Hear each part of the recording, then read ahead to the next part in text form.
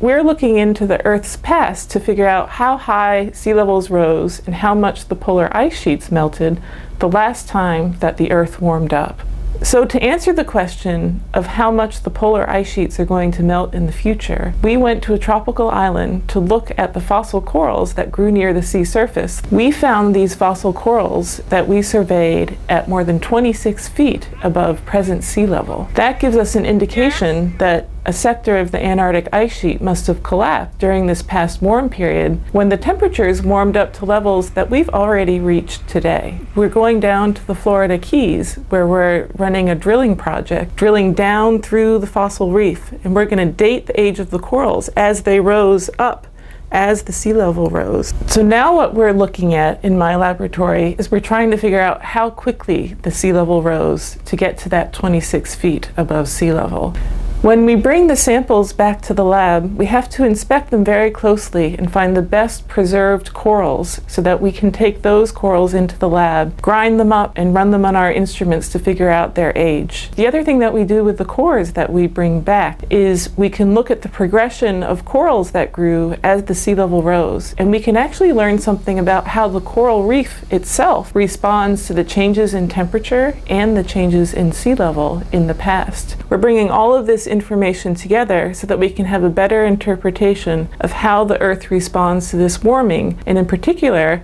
how the ice sheets and sea level will respond as we go into the future.